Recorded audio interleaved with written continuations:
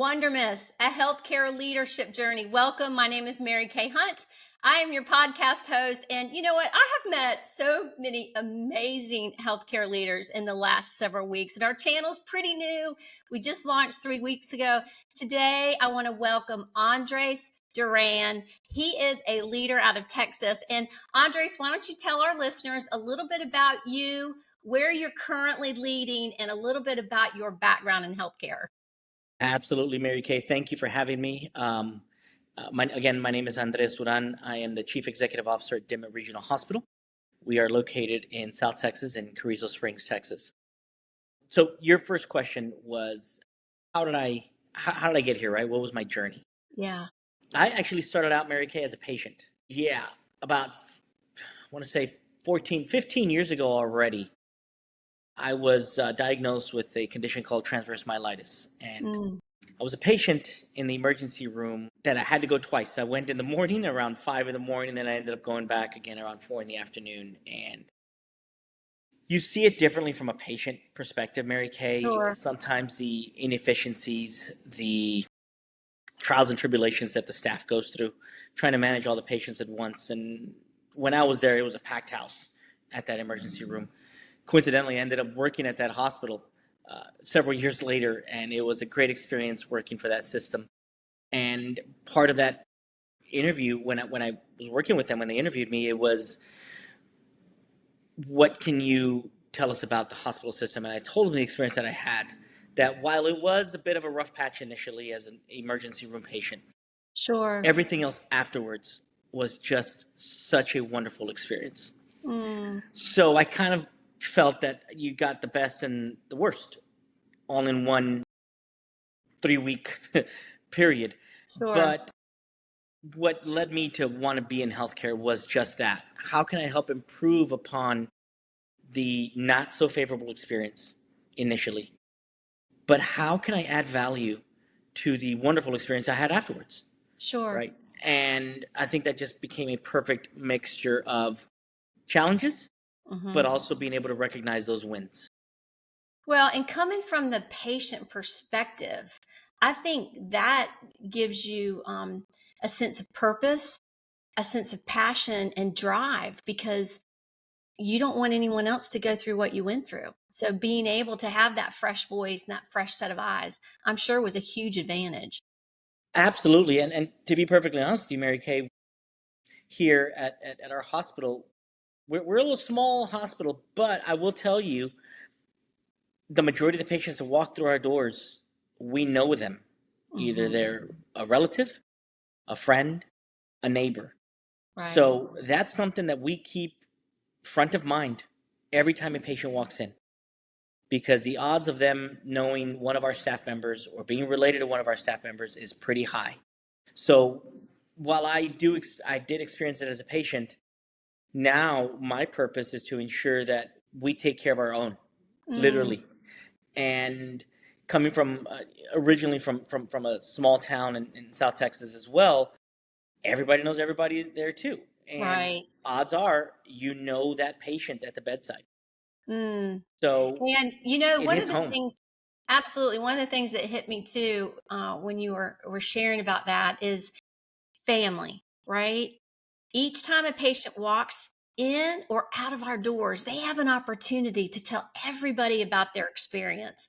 And I'm a huge fan about culture in organizations and also dynamics of customer service. So why don't you tell about a little bit about the culture of your hospital and what you feel like really gives it sort of that essence of patient first, patient experience?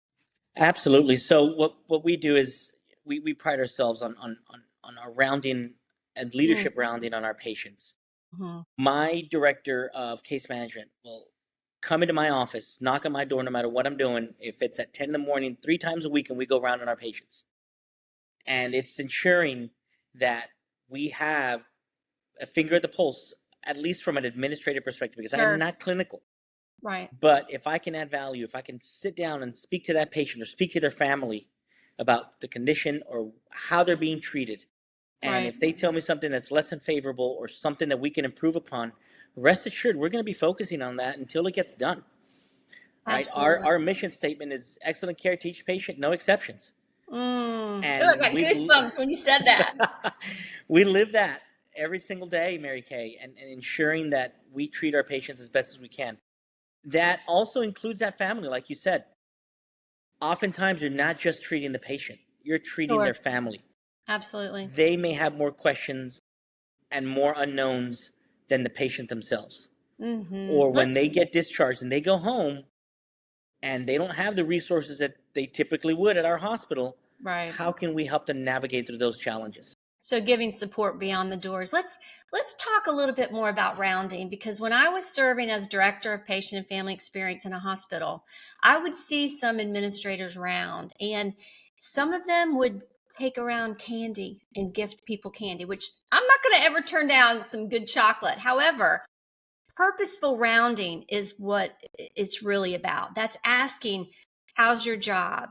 On a scale of 1 to 10, with 10 being excellent, what resources do you need? What are some challenges and headaches you're experiencing? Help me understand your work environment. What equipment do you need? I mean, those are just a few things coming to my mind. If we're going to purposefully round, we have a series of 4 to 6 questions that we're going to ask people to really get them to enlighten us, and then we'll leave a piece of candy. But tell me some of the things that you guys like to really do when you round.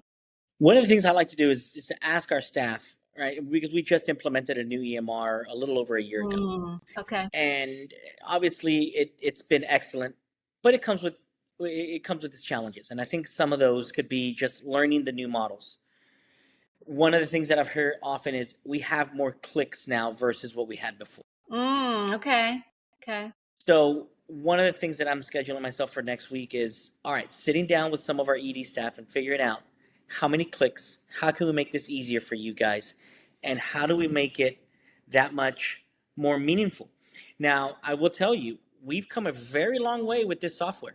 We've Mm, spoken to some of our similar facilities that have it and have had it for longer. And sure. I will tell you, I'm extremely proud of the hard work that we have done at our hospital to not only learn it and have some of our people master it, but continue to develop it. And it's growing, and we're seeing that through patient experiences. We're seeing it through Sure. throughputs, turnaround times. So it's not just an administrative perspective. You see it from a clinical perspective, Right. operational. So it's threefold, but at the same time, there's still a lot to learn as these services and softwares continue to develop. Sure. Well, and there's a couple of things that are sort of speaking to my heart about that in my mind. One is we have to look at how people embrace change. We also have to look at how people learn, because some people are going to be more comfortable with computers, some people are going to be more comfortable with technology. And one of the things that I've seen other organizations do, which I thought was pretty strategic, is they would create like computer champions or software champions. So they might have a little star on their badge. That way, if somebody was coming on a shift, they could say, oh, they're a software or or EMR champion. So if I have a question, I can go ask them. Because oftentimes some people are hesitant to ask questions because they don't want to perceive like they don't know how to do it or that they're uncomfortable. But really having that open environment so people feel safe to learn and to ask and feel supportive. And I like that you said the click piece, because oftentimes it's a mindset shift. They might think it's more clicks, but you're just reinforcing through efficiencies and flow and ease that it's actually going to be a blessing. So, what do you think is one of the biggest challenges that you and your organization has overcome in the last 12 months? Well, it's certainly that. It's certainly the electronic medical record system. We've also switched to new services for revenue cycle. So Wow. there's that part of it in terms of ownership that maybe some of our nursing staff weren't used to having to click for CPT codes or DRGs or whatever that may Sure. be. Sure. And before it was, oh, I just click this once and that's it, I'm done. Now it's maybe six or seven. And if it is, how do we make that easier? Right. Give it time. And back to your point about having champions, we have them in every single shift in every single Awesome. department to ensure that we have that expertise. We have a new director of clinical informatics. She's been in the role, she's been with us for several years, but she's been in that role for about 4 months, and she's done a phenomenal job in being that conduit between the vendor themselves and Right. our staff, Right. and being that liaison as well to ensure that that message goes out to our over 200 staff members, but on top of Sure. that, that it's the right message, And and that it gets that's about communicated. absolutely, Andres. I didn't mean to interrupt you, but that's also about leadership and driving change. And I have to tell you, I kind of smiled and chuckled a little bit when you mentioned the clicks again, because this is what came to my mind. Whistle while you click, la la la la la la la, from like the Seven Dwarfs. Because again, if I get in my head something, then I'm not going to be frustrated by it or feel overwhelmed by it, but I'm going to sort of get this little internal joy and lean into the process. So I'm glad to hear that you've got some champions and some computer coaches, if you will, if you call them that. So I think one of the things too that I love hearing about is really how you feel like your individual strengths or your qualities and your characteristics have played a role into your leadership style. So if you were going to describe to me two or three of your key qualities or signature strengths, what would you say those are? I would say it's bring on the right people, Mm, develop the people you have with you already, and hmm. let them do what they need to do. Yeah, Give good. them the tools, be that resource for them for when they need the assistance. But to have the trust in your staff to do the job that they need to do day in and day out, that I think is a trust in and of itself, and the um, confidence that they need to lead their teams or to be at the bedside with those patients, right? And it goes everything from plant operations to environmental services to nursing to the OR. You give them the tools that they need. You walk them through the process of sometimes you got to say no and why. Right. Sure. Sure. But when it's something that is mutually beneficial for them, for our patients and our community, then I'm all for it. And if we can find a way to get that for them, then we Mm. do.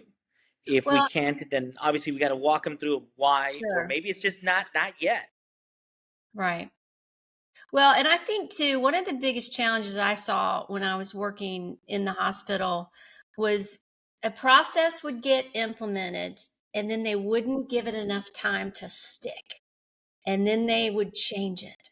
And so the theme that was fluent, if you will, is the flavor of the month. And I think to me that was a lack of leadership. I felt like they should have pulled back, really dialogued and strategized, but also gotten the people on the floor involved. That's one thing that I've seen happen is oftentimes we have people up in different positions that aren't day to day making decisions, when if we would interview the people day to day, get their insight and feedback, I think would help. So when you guys made these two huge big decisions, how did you come about? Because there's people that are going to be listening to this thinking we need a new MR system. What are we EMR. going to do? So let's back it up a little bit, and what kind of insight or guidance can you give to people that are just looking at potentially changing that? Yeah, I think some of the best guidance and to give is to hear them out Okay, from the ground floor all the way up to the executive level of what's best. I don't work with it on a daily basis, so I can't tell you that I'm a subject matter expert sure. or that I use it.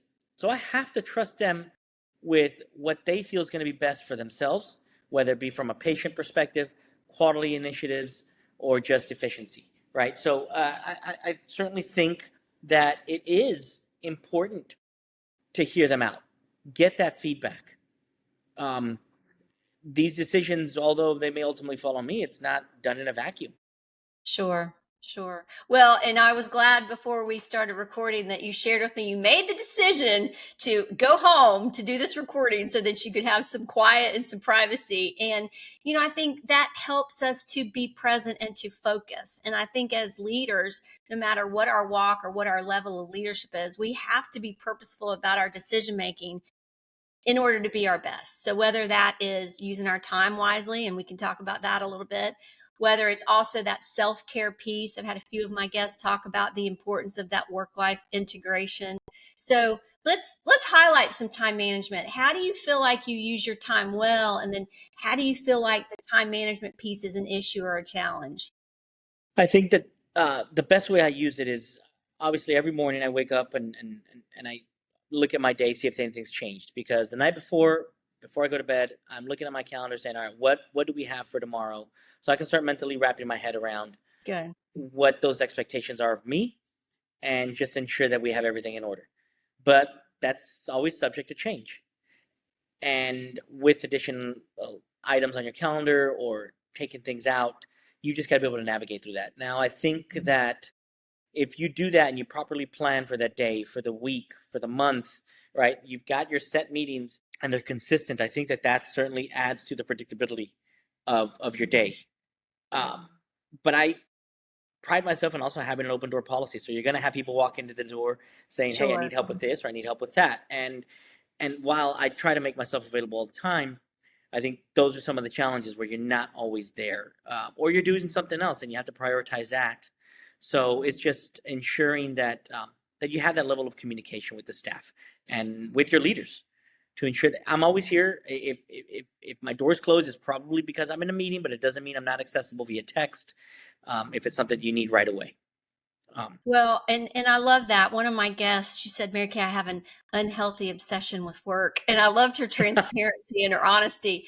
But, it comes to boundaries too, right? And I think for some of us, it took me years to learn proper boundaries because I want to help everybody. I don't know if it's the chaplain, the counselor in me or what, but you only have so many hours in the day and so much mental bandwidth that you can extend. But I like the idea that you are flexible, right? Because it could change. And I think some people get way bent out of shape when the schedule goes sideways, when being flexible and being able to adjust and having that patience and that emotional intelligence, that's some leadership skills that we all need to have as we navigate the, ever ending changes of healthcare. So thank you for sharing that. Absolutely, yeah. And with those ever changing challenges of healthcare and how it's evolving so quickly and into the unknown sometimes that you've got to have your head on a swivel, right? Not just with your calendar, but also with what's on the horizon. Sure. So, what do you see down the road the next 2 to 5 years? What do you think could be some additional changes or some additional focus areas or obstacles that you may need to deal with? I think we've there's a lot of artificial intelligence coming, whether that be through electronic medical records, whether that be through telehealth. Um, you're seeing it in radiology. I think you're seeing it across so many specialties and service lines, and then on top of that, the ancillary side of it. That I think that is just top of mind for everybody right now in healthcare. Um, I mean, obviously there's some other topics, but I think this is one of the ones that is a buzzword. But because it's so new, um, what's it going to look like 5 years from now? And I can assure you, it's completely different from where it is right now. Sure. Sure. And while that is fun and exciting, I'm sure it keeps some people up at night. Modernization of key processes. I used it for the first time a couple of months ago when I was putting together a presentation outline for a keynote. And I was like, I had to like lean into it because everybody told me they were using it. And I thought, I don't know. I'm so used to writing my own words. But I felt like once I got it, I just modified it, so that I felt like it fit. So anything that can help our providers and our care teams save time, be efficient, give that excellent patient experience, and also reduce their stress. That was one physician said to me that some of the key processes that they were using for technology was saving him time so he felt like he could be with the patient more. So hopefully that can be an asset as well. Absolutely, Mary Kay. One of the things that I think a lot of patients have gotten used to, but certainly don't want to see this moving forward, is the provider in that room with them in front of a laptop or an iPad or whatever it is, Right. and just listen to what they got to say as opposed to actually analyzing the patient. Sure. And I hear it all too often that they've had those bad experiences with providers because that's all they're doing. They're just typing away as opposed to assessing the patient. And sometimes it's just walking away from that laptop and saying, "All right, how are you?" Right. And it's interesting. One of the evaluations that we used is if the provider or whoever's in there, if it's a nurse, if they'll sit down and be eye level to the patient, the statistics showed that the patient felt like they were in the room longer and they might have been in the room a shorter period of time. It's just because they sat down. It was amazing to me. So one of the other things that's amazing to me is to ask someone, if you could talk to your younger self, what would you say? So our final question to you is, if you could give your younger self some words of wisdom, what would you say? Continue fighting the good fight. Mm, Have fun. Have more fun doing what you're doing. Embrace the challenges and dive right into it. I love Say it. yes. Don't be afraid to say yes, even if you don't know it all. Absolutely. Keep leaning in and having fun. So share the name of your hospital again in case people want to check it out. Absolutely. It's Dimmit Regional Hospital. Fantastic. And once again, thank you for being a guest on Wondermous. If you want to learn more about me, Coach MK companies, please visit coachmkay.com. Also, subscribe to our channel, Wondermous. We are on YouTube, Apple, Spotify, and Amazon. Take a peek, like, subscribe, and share with your tribe. Blessings to you, and make every day count. Thank you, Mary.